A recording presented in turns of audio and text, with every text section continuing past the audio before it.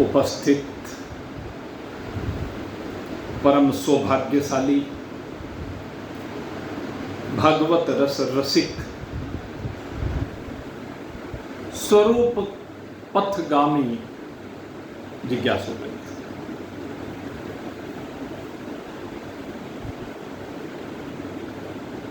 नित्य है निरंतर हम साथ साथ अपनी यात्रा को परमात्मा प्रेम के भावों से संयुक्त होकर परमात्मा की ओर ही ले जा रहे हैं। और हम निरंतर साथ साथ पग बढ़ा रहे हैं। हम साथ साथ कदम ताल करते हुए आगे बढ़ रहे हैं।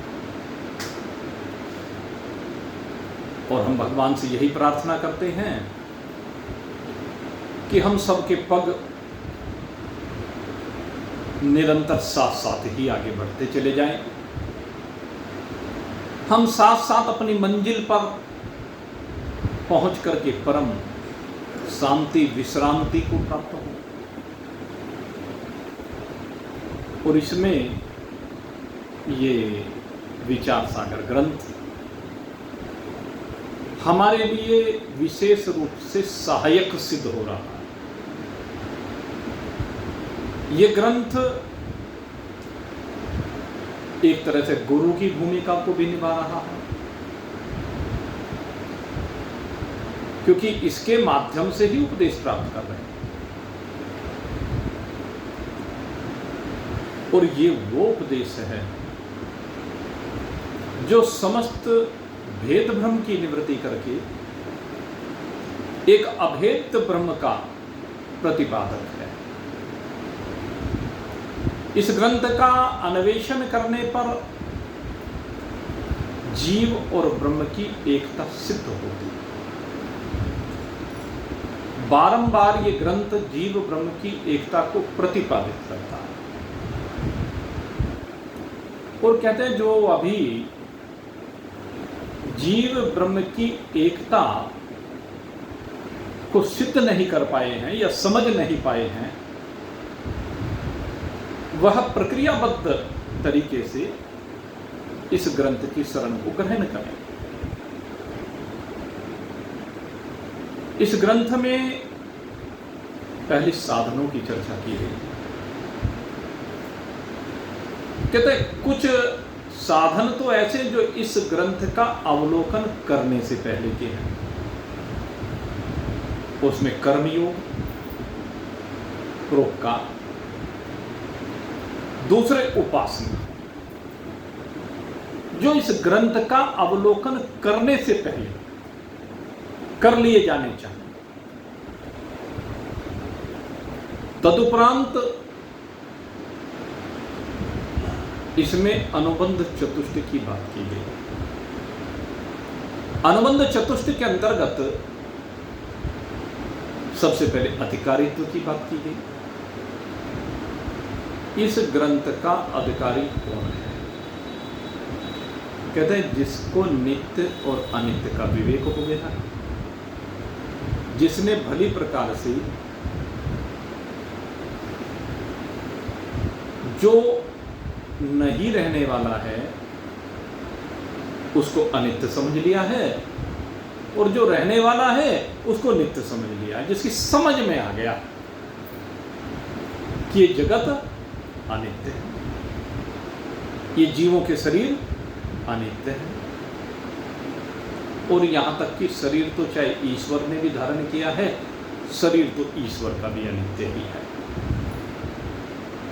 और जगत में विराजमान परमात्मा, जीव में विराजमान परमात्मा जो आत्म रूप से विराजमान है, और ईश्वर में जो विराजमान परमात्मा ब्रह्म रूप से है, वह एक है, नित्य है, अविनाशी आत्म अचल। ये अविनाशी तत्व है, ये परमात्मा अचल तत्व है, ये नित्य तत्व है। तो एक परमात्मा को नित्य मान लेना और बाकी सबको अनित्य मान लेना, भले अभी उसमें व्यवहार चल रहा है,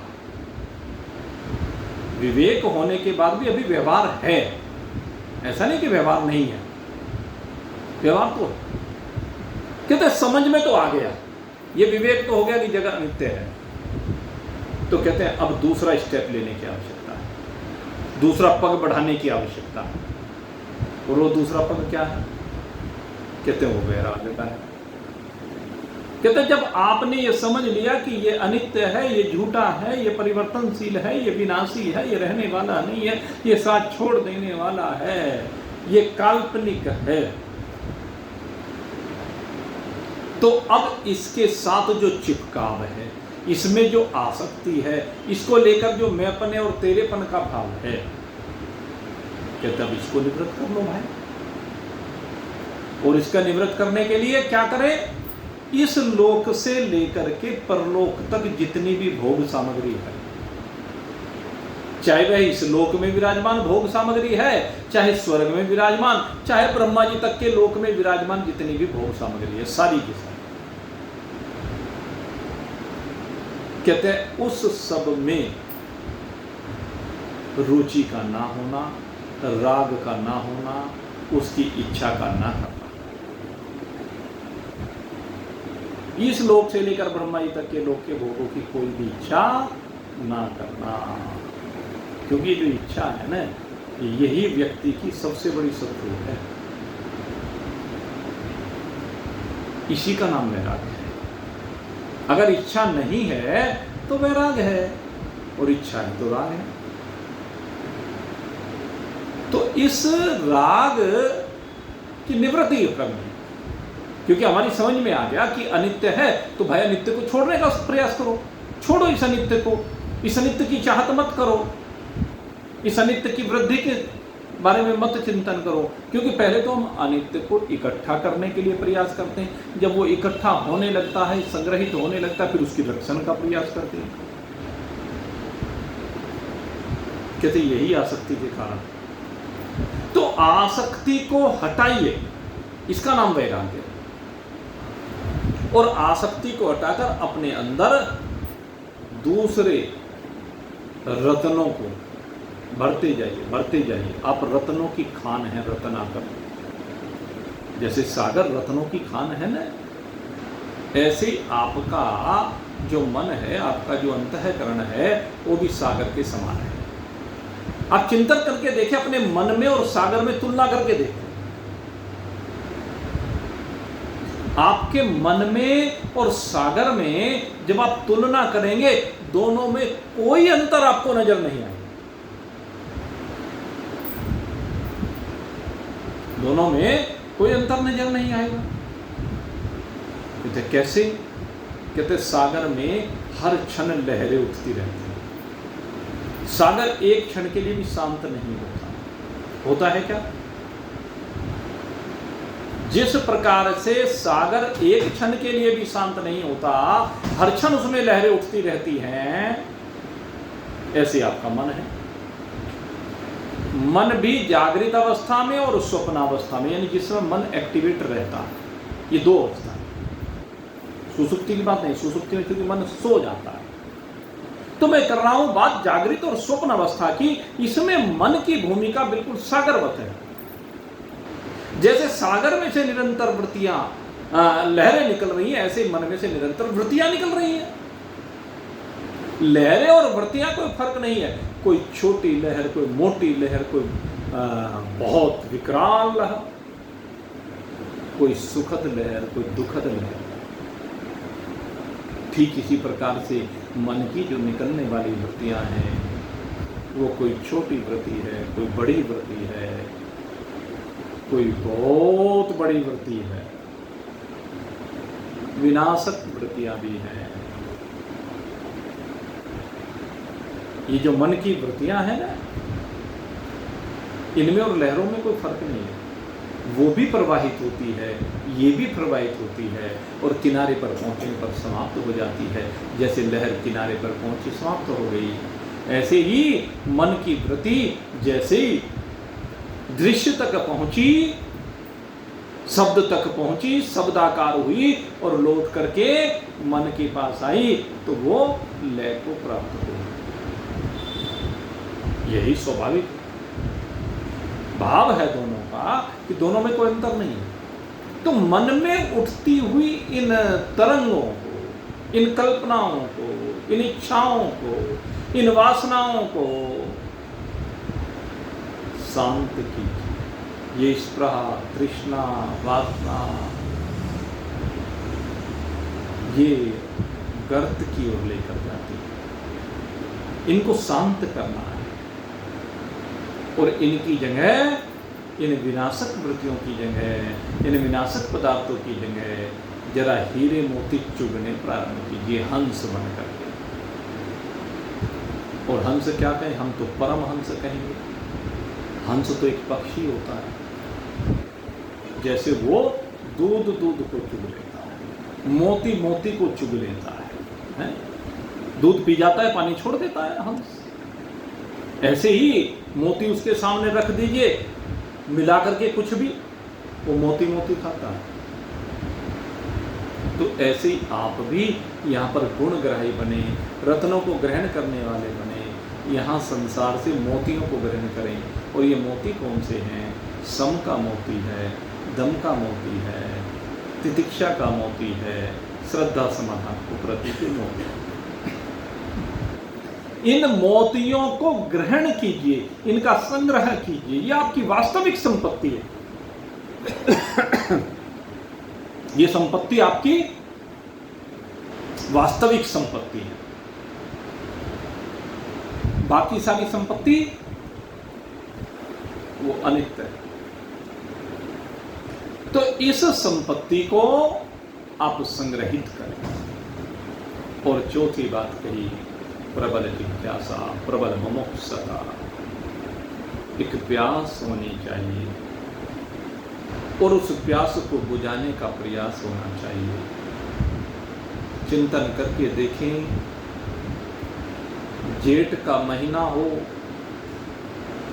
दोपहर का समय हो, सूरज ऊपर तप रहा हो, नीचे रेगिस्तान का रेत तप रहा हो, ऊपर से भी आग पड़ रही हो, नीचे से भी आग पड़ रही हो, और उसमें आप प्यासे हो, हलक सूख रहा हो, कंठ इतना शुष्क हो चुका है कि अब एक शब्द भी बोलने की शक्ति ना रह गई हो। इतना शुष्क कंठ, अब तो बस पानी के बगैर जान निकली जा रही हो, खिंच खिंच करके लंबे सांस आ रही हो। तो उस समय जैसे पानी पीने की इच्छा होती है, पानी की तड़प होती है, ऐसी ब्रह्म के बिना आपकी स्थिति होनी चाहिए। जैसे प्यासे को पानी चाहिए उस स्थिति में, ऐसे ही आपको, एक जिज्ञासु को, केवल परमात्मा चाहिए। परमात्मा के अतिरिक्त और कुछ भी नहीं चाहिए। तो ये 4 साधनों की चर्चा है। और कहते हैं इन 4 साधनों से संयुक्त होने पर ये सारे तप हैं। इनको आप तप भी कह सकते हैं। एक तप तो होता है कि जंगल में जाकर के बैठ गए पहाड़ में, वो जबरन के तप है, जबरदस्ती के तप। लेकिन ये जो तप है जो आपको बताया गया, ये तप समझ के तप है। विवेक भी समझ का तप है, वैराग्य भी समझ का तप है, सठ संपत्ति भी समझ के तप है, और मुमुक्षुता भी समझ के तप है। ये समझ, ये ज्ञान और ये तप होने के बाद अब आगे से साधना शुरू होती है। और इस साधना के लिए सद्गुरु होते हैं, सहायक। और सद्गुरु की सहायता से अब क्या करना है? श्रवण करना है। श्रवण भी किसका करना है? अब आज श्रवण तो ये कान सारे दिन करते हैं, हर समय श्रवण चलता ही रहता है इन कानों से। लेकिन श्रवण हो किसका रहा है? बात तो ये है, श्रवण हो किसका रहा है? जिनके ही श्रवण समुद्र समान, कथा तुम्हारी सुभग सरिनाना, भरहि निरंतर होहि न पूरे, तिनके ही तुम कह ग्रहरूरे। जिनके श्रवण समुद्र की भांति हो, वो तो है ही, सबके हैं, इतने शब्द इन कानों के माध्यम से प्रवेश कर चुके हैं, लेकिन ये भरते ही नहीं, आघाते ही नहीं। तो ये बात तो कोई विशेष बात नहीं है। जिनके श्रवण समुद्र समाना, कथा तुम्हारी सुभग सरिना। लेकिन कहते हैं कि जो भर रहे हैं ये कबाड़े से भर रहे हैं, गंदगी से भर रहे हैं, बुराइयों से भर रहे हैं, निंदा से भर रहे हैं, स्तुतियों से भर रहे हैं, चाटुकारिता के वचनों को सुनने से भर रहे हैं। कहते ये तो आप गंदगी इकट्ठे कर रहे हैं। कहते इसके बजाय कथा तुम्हारी सुभग सरिनाना। कहते काहे से भरना चाहिए?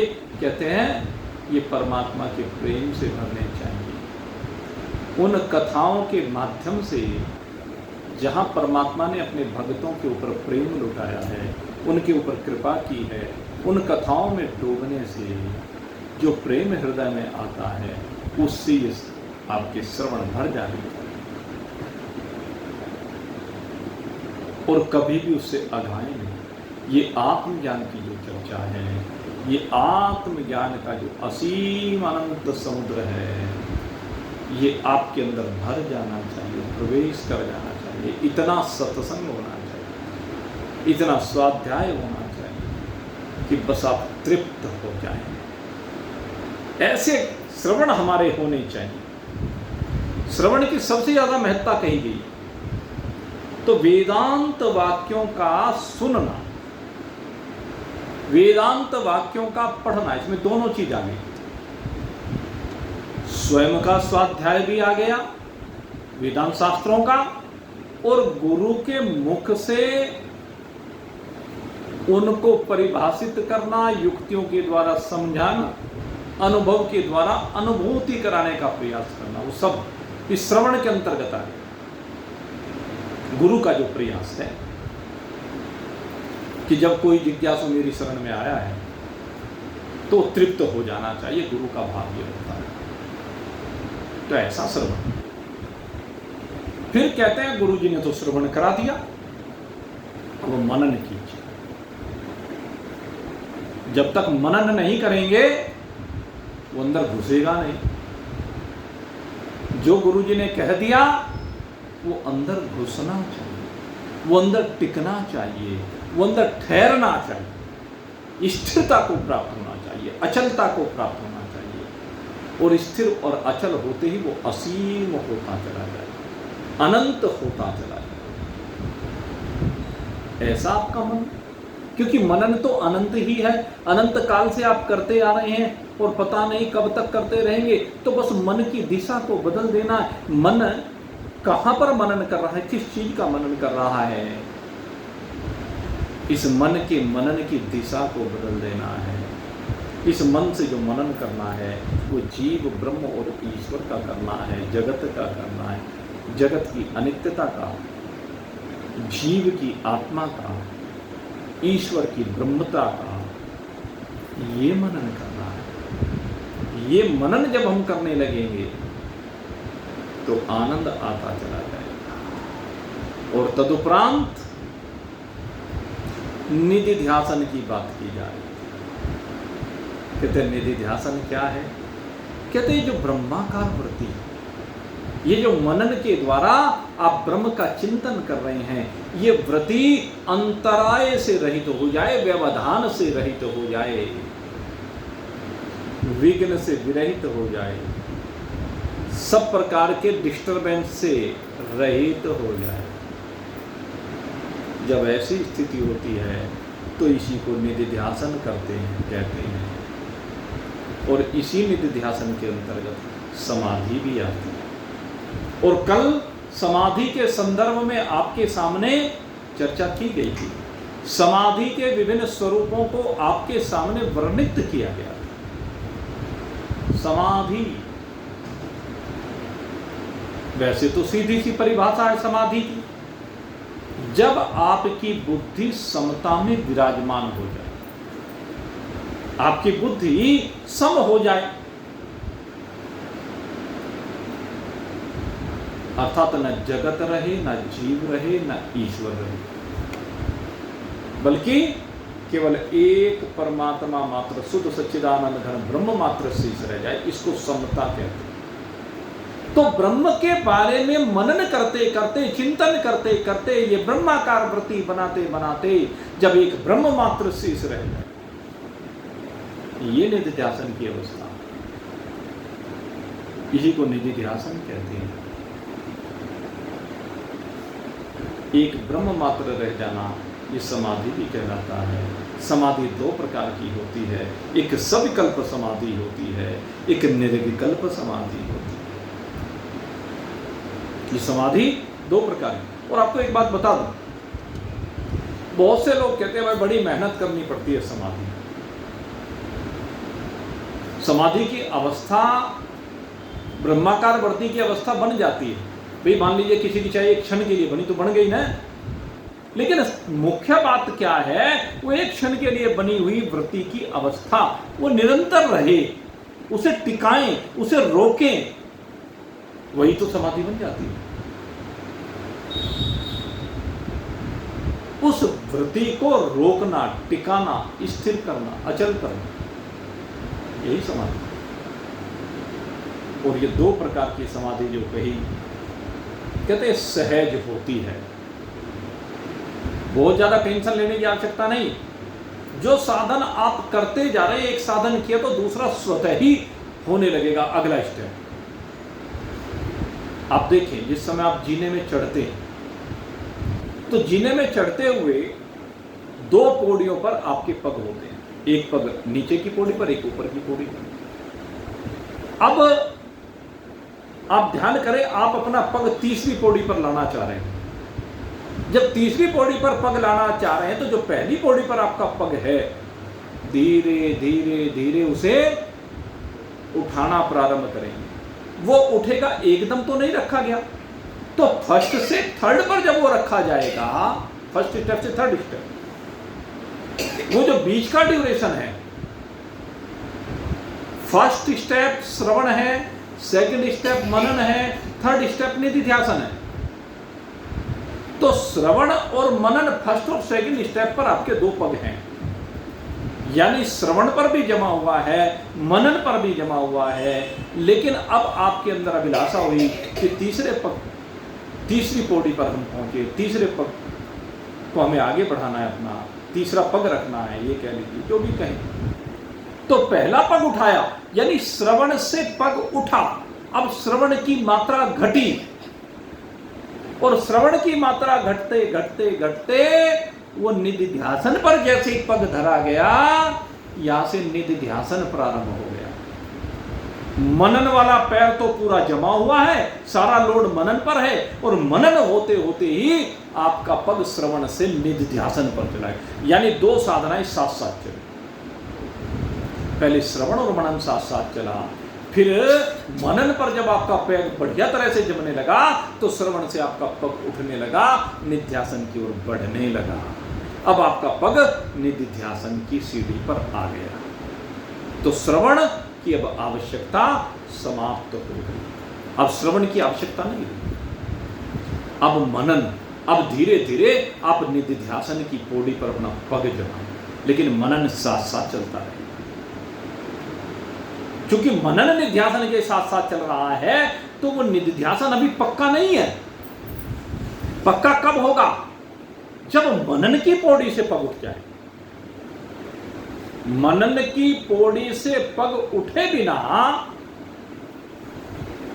और अगले स्टेप पर रखे बिना, अगली पौड़ी पर रखे बिना निधिध्यासन पक्का नहीं। वो निध्यासन मजबूत कब होगा? जब मनन से हटेगा तो निध्यासन पर पैर जमने लगेगा।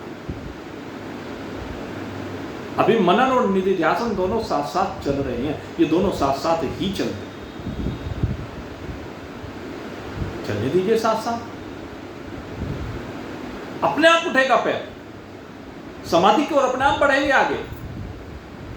और इसमें कहते हैं कि ज्यादा प्रयास करने की आवश्यकता नहीं, ज्यादा मेहनत करने की और आवश्यकता नहीं, जो कर रहे हैं उसी को करते जाएं, आगे बढ़ाते जाएं, वृत्ति को ब्रह्माकार बना रहे, ब्रह्माकार ही बनी रहने। तो एक स्थिति ऐसी आएगी कि जब मनन परिपक्व हो जाएगा, निध्यासन में जान पड़ जाएगी, अब निध्यासन के सहारे आप आगे बढ़ सकते हैं, तो मनन से आपका पग उठना प्रारंभ हो जाएगा। और मनन से जैसे पग उठना प्रारंभ होगा, ये निध्यासन मजबूत होता चला जाएगा, निध्यासन परिपक्व होता चला जाएगा और आपका पग चौथी पौड़ी पर पड़ जाएगा। तो मनन और निध्यासन दोनों साथ साथ चल रहे हैं। जब तक निध्यासन मनन के साथ चल रहा है तो सविकल्प समाधि। यहां पर दृष्टा भी है, दर्शन भी है, दृश्य भी है। यहां पर त्रिपुटी विराजमान, तीनों भाव में दृष्टा, दर्शन, दृश्य।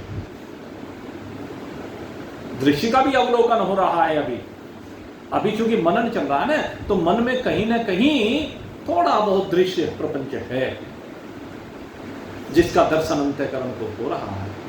कोई ना कोई वृत्ति बीच में आ जाती है, तो अंतराय रहित वृत्ति नहीं है। अंतराय रहित वृत्ति हम तब मानेंगे जब मनन पूरी तरह से समाप्त होकर के पग चौथी पौड़ी पर बढ़ जाए। इसलिए पहले सविकल्प समाधि है, और इस सविकल्प समाधि में तीनों चीज हो गई। अब जैसे मनन से पैर उठ करके चौथी पौड़ी पर रखा गया, तो यहां पर निध्यासन पूरा हो जाता है, ये समझिए। लेकिन स्टेप है उसके बीच में, धीरे धीरे धीरे धीरे ऐसे।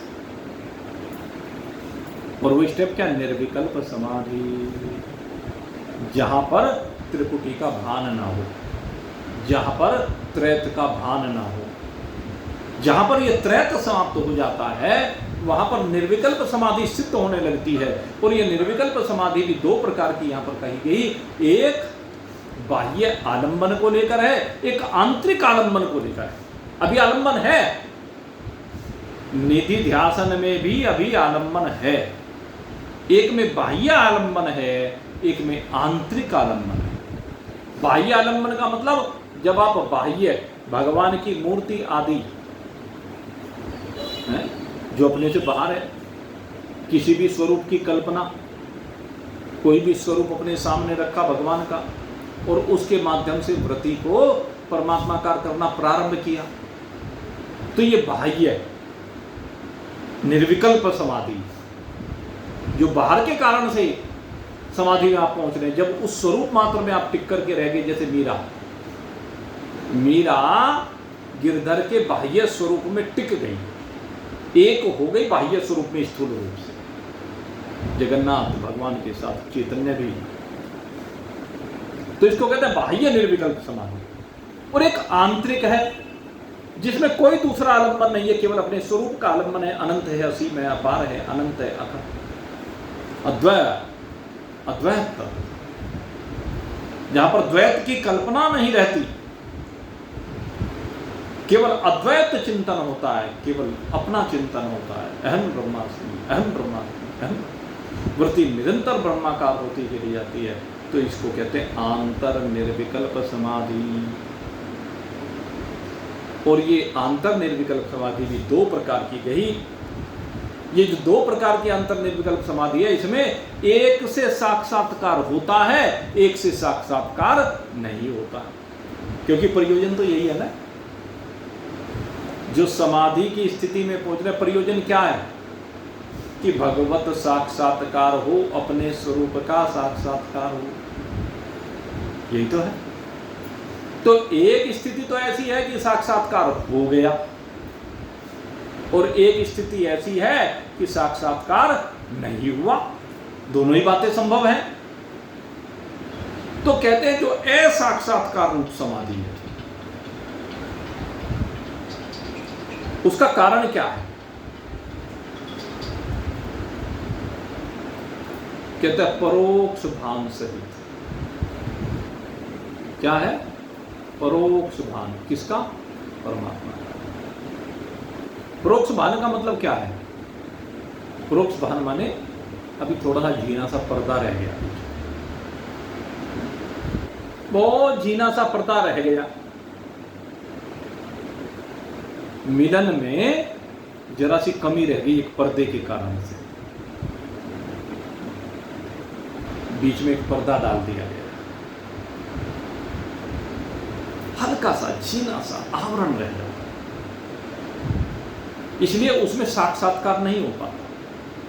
उसमें तो है हाँ भाई परमात्मा है, जैसे एक पर्दा बीच में, यहां एक पर्दा डाल दें, मेरे और आपके बीच में पर्दा डल गया, अभी आप कि मैं सन्मुख हूं, आप मेरे सन्मुख हैं, पर्दा आ गया बहुत झीना सा, मलमल का कह लीजिए, पहले ढाके की मलमल आती थी ना, अब तो ढाका बांग्लादेश में चला गया भाई। ढाके की मलमल बड़ी प्रसिद्ध थी, बड़ी दिव्य हुआ करती थी, बहुत बढ़िया। तो मलमल का पर्दा बीच में आ गया, तो फिर भी एक दूसरे के सन्मुख होते हुए भी भली प्रकार से एक दूसरे का दर्शन नहीं हो पा रहा। एक पर्दे से मिलकर उधर खड़ा हुआ, एक पर्दे से मिलकर इधर खड़ा हुआ है, लेकिन बीच में वो पर्दा है। तो इसे कहते हैं असाक्षात्कार। जब जरा सा भी पर्दा रहे, झीना सा भी पर्दा रहे, तो वो परोक्ष भान, उसमें ये तो स्पष्ट है हाँ भाई ये हो रहा है, बस सामने खड़ा है परमात्मा, बस ये कह लो, भान हो रहा है बिल्कुल कि परमात्मा यहां खड़ा है बिल्कुल सामने, लेकिन बीच में पर्दा रहने के कारण से वो पूरा साक्षात्कार नहीं हो पा रहा। इसको कहते हैं असाक्षात्कार रूप निर्विकल्प समाधि। और दूसरी बात कही, कहते हैं पर्दा समाप्त हो जाए, जब गुरु मुख द्वारा वेदांत का भली प्रकार से श्रवण किया गया, प्रक्रियाबद्ध संपूर्ण। देखो क्या होता है,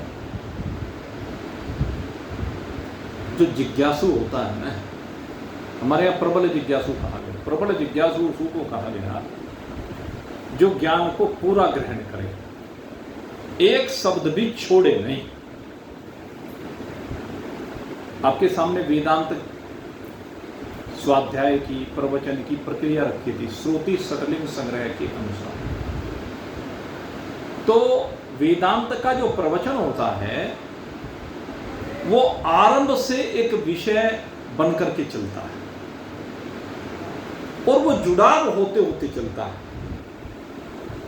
जैसे आप लोगों के पास मैथमेटिक्स रहा होगा, मैथमेटिक्स जिन लोगों ने पढ़ा है वो लोग जानते हैं कि जब किसी क्वेश्चन को सोल्व करते हैं उसमें क्या करना है, left hand side is equal to right hand side. Trigonometry में जैसे क्वेश्चन आते हैं, आपको प्रूव करना है कि जो मैटर लेफ्ट हैंड साइड में दिया है वही राइट हैंड साइड में दिया है, जो मैटर जीव के लिए दिया है वही ईश्वर के लिए दिया है, और आपको इन दोनों को इक्वल प्रूव करके दिखाना है। दोनों को इक्वल प्रूव करना है, तो इक्वल प्रूव करने के लिए क्या करेंगे, तो हम दोनों ओर की कैलकुलेशन करना प्रारंभ करेंगे, दोनों ओर से जो जो कॉमन चीज है उनको देखेंगे, क्या क्या कॉमन चीज है, और उनके फैक्टर करते चले जाएंगे, उनका रूपांतरण करते चले जाएंगे, और रूपांतरण करते करते एक स्थिति ऐसी आएगी कि दोनों साइडों को आप इक्वल प्रूव कर देंगे, दोनों को इक्वल प्रूव कर देंगे, दोनों में कोई फर्क नहीं रहेगा। कहने लगे जी ऐसा कैसे संभव है, ऐसा कैसे संभव कहने लगे है क्यों नहीं, आप कैलकुलेशन कीजिए, ऐसा संभव हो जाएगा। कैलकुलेशन अगर सही है, लेकिन अगर उस कैलकुलेशन में एक स्टेप भी गलत कर दिया तो फिर कितनी जान लगा लेना, कोई रास्ता नहीं है आप दोनों को इक्वल प्रूव कर सकें। कोई भी एक स्टेप अगर यदि रह गया, suppose sine square theta plus cos square theta, एक तरफ रख दिया sine square theta plus cos square theta, और दूसरी तरफ रख दिया sec square theta minus tan square theta. चलिए प्रूव करो sine square theta plus cos square theta is equal to sec square theta minus tan square theta. ये prove करके दिखाओ। अब जिसने अभ्यास किया है, जो जानता है, वो दोनों का शोधन करेगा, और शोधन करते करते उसको टेन और सेक को साइन और कोस में कन्वर्ट करेगा। सीधा फॉर्मूला है, दोनों को साइन और कोस में कन्वर्ट करते करते आगे क्या आएगा, दोनों तरफ एक सी फिगर आ जाएगी, और जब दोनों तरफ एक सी फिगर आ जाएगी तब कहेगा हाँ दोनों की वैल्यू एक आ गई, इधर की भी एक आ गई, इधर की भी एक आ गई, या इधर भी sign square theta plus cos square theta है, और इधर भी sign square theta plus cos square theta हो। इस तरह से वो सॉल्यूशन करने का तरीका है। इस तरह का फॉर्मूला है, मेरे फॉर्मूला सही ध्यान नहीं, मैंने वैसे बोल दिया वैसे ये ध्यान नहीं। ये भाई हमारे ये तो डॉक्टर साहब बैठे हैं, इसके एक्सपर्ट हैं, मुझे ध्यान नहीं कि फॉर्मूला यही है क्या। तो खैर, भाव कहने का है तो समझाने का तरीके होते हैं। तो भाव कहने का यह है कि एक स्टेप भी छूटना नहीं चाहिए। जो वेदांत का श्रवण कर रहे हैं उनके सत्संग का एक स्टेप भी छूटना गलत है। वैसे तो भाई एक घड़ी आधी से पुनिया तुलसी संगत साधु की हरे कोटि अपराध, वो पुण्य के दृष्टिकोण से तो सही है कि पुण्य अर्जित हो रहा है, शुभ हो रहा है, धर्म हो रहा है, उस दृष्टिकोण से। लेकिन वेदांत का जो श्रवण है ये धर्म से, पुण्य से, शुभता से, इन सब की सीमाओं से बहुत ऊपर। यहां जाकर के अगर यदि आप एक शब्द भी छोड़ रहे हैं तो फिर तारतम्यता बनेगी नहीं। ये जो साक्षात्कार रूप समाधि है, इसको अगर यदि बनाना चाहते हैं तो मुमुक्षुता प्रबल होनी चाहिए, एक तड़प प्रबल होनी चाहिए, समय की बाध्यता प्रबल होनी चाहिए। एक क्षण भी नहीं बचना चाहिए जो छूट जाए, तभी तो समझ में आएगा। अब आधा विषय समझ में आ गया, आधा समझ में नहीं आया तो संशय अपने आप ही उत्पन्न हो जाएंगे।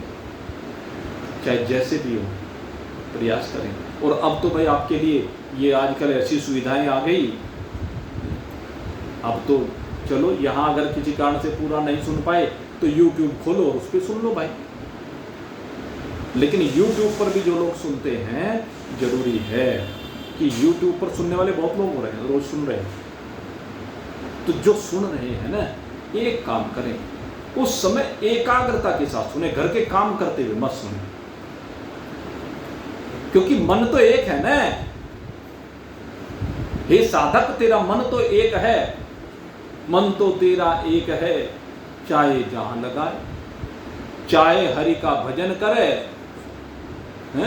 चाहे विषयों में लाए। विषय माने संसार के काम।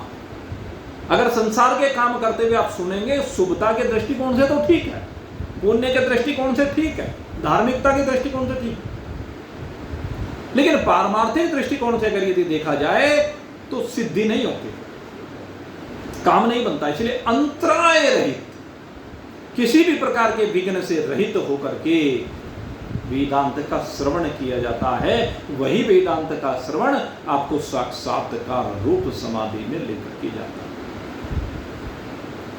तो इस प्रकार से जो साक्षात्कार रूप समाधि है, कहते उससे क्या होता है, कहते उससे जीवन मुक्ति होती है।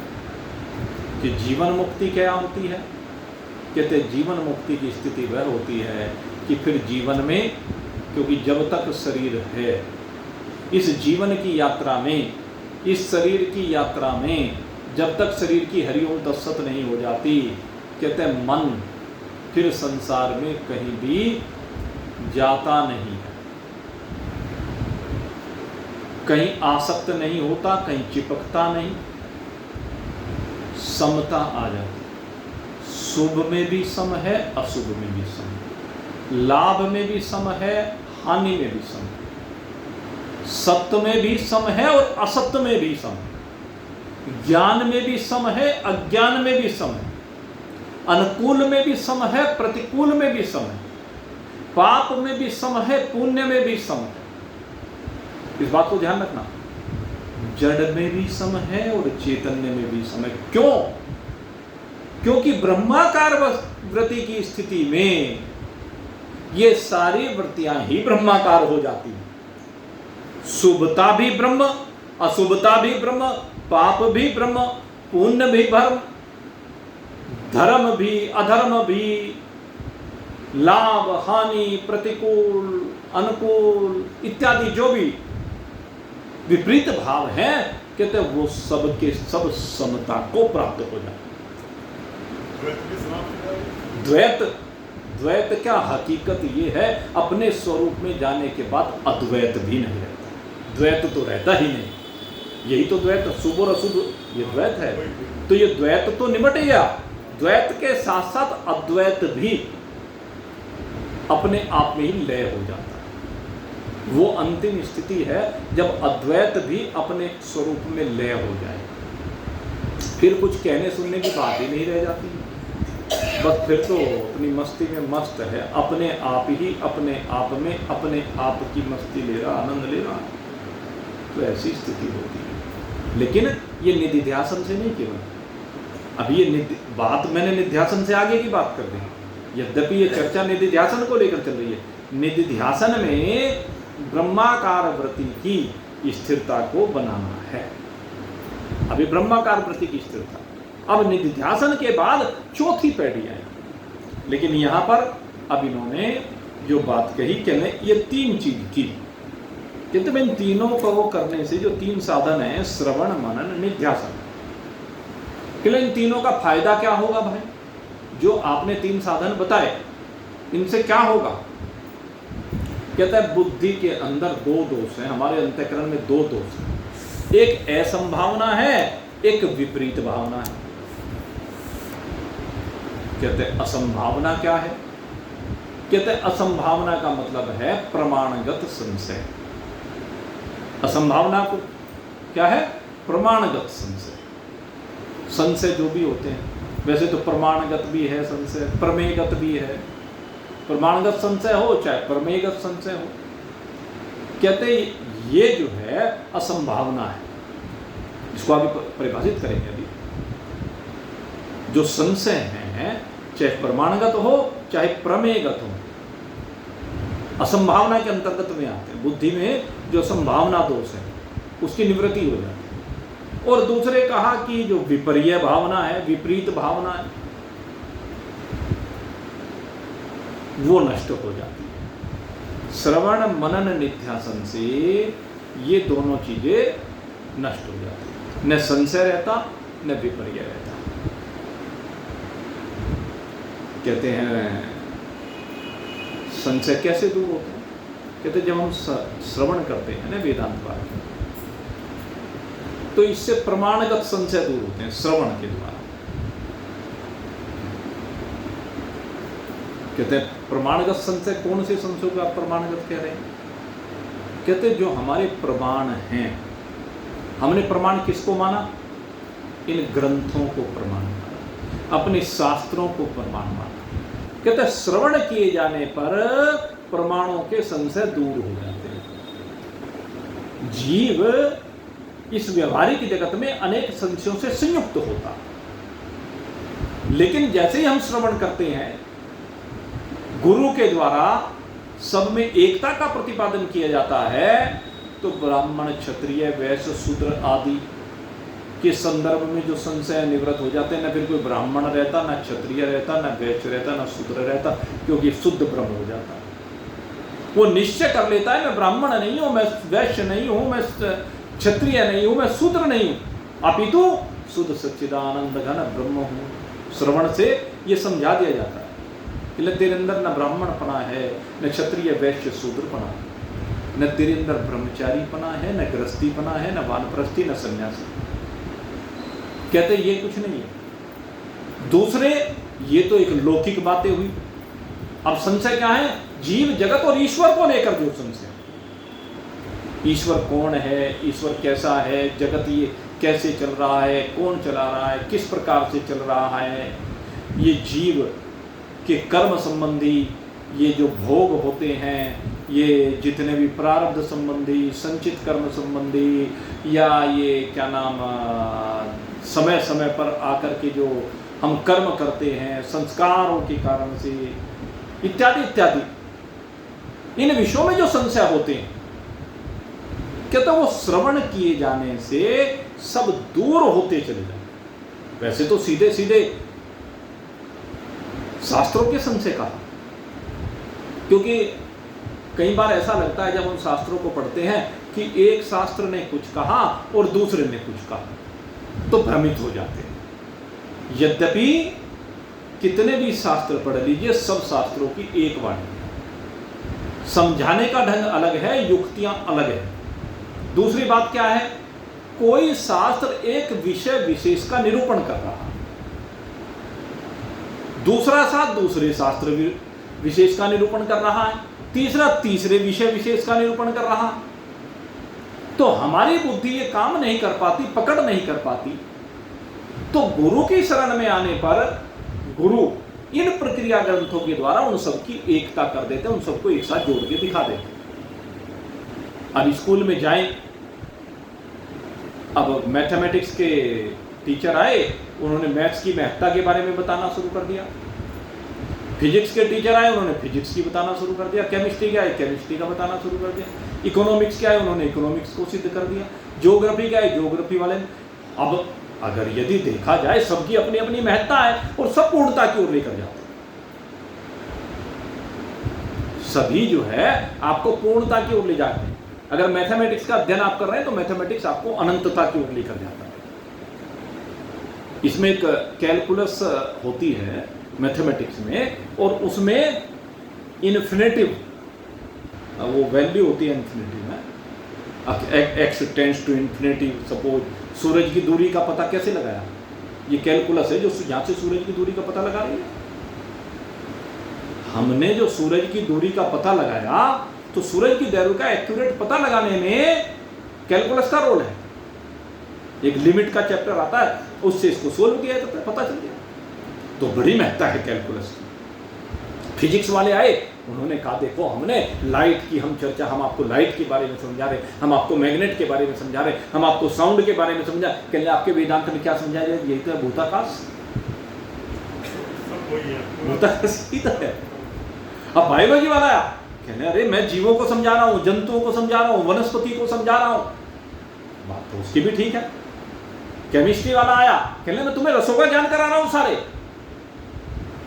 कौन कौन से धरती पर तत्व हैं, क्या क्या उनकी क्रियाएं हैं, क्या उनकी प्रकृति है, उनके गुण कर्म स्वभाव के बारे में मैं बता रहा हूं। तो हर सब्जेक्ट वाले की अपनी महत्ता है। ज्योग्राफी वाला आया, कहने लगे मेरे वगैरह तो तुम कुछ कर ही नहीं सकते, सारा ज्योग्राफिया मैं ही तो समझाता हूँ। कहते मैं तुम्हें पृथ्वी के बारे में समझाता हूँ, सितारों के बारे में, चंद्रमा के बारे में, सूर्य के बारे में, सबका ज्ञान मैं ही देता हूँ। बात उसकी भी ठीक है। कोई भी सब्जेक्ट ले लीजिए, तो जो सदगुरु है वो सदगुरु इन सब की एकता कर देता है। कहने लगे भाई ये समझाने वाले अलग अलग विषय को अलग अलग तरीके से समझा रहे हैं, लेकिन सब एक ही बात कह रहे हैं।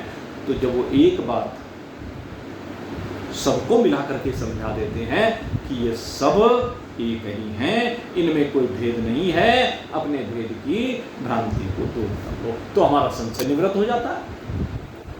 तो श्रवण के द्वारा हमारे संशयों की निवृत्ति होती है। और भाई घड़ी तो अपना काम करती है, समय तो है भाई अपनी गति से बहता रहता है, अब क्या करें, कोई बात नहीं। अब जो संशय वाली बात है इनको और कल इसके ऊपर आगे चर्चा को आप बढ़ाएंगे, संशयों के ऊपर भी, और ये जो विपरीत भावना है इनकी चर्चा और जहाँ तक संभव हो पाएगा वो करेंगे। और भाई सबसे बड़ी बात तो यही है, तू शुद्ध सच्चिदानंद घन ब्रह्म है, इस बात को समझ और आनंद मना। इन्हीं शुभ भावों के साथ आज का सत्संग अब यहीं पर विश्राम को प्राप्त हो रहा है। बोलिए सच्चिदानंद भगवान की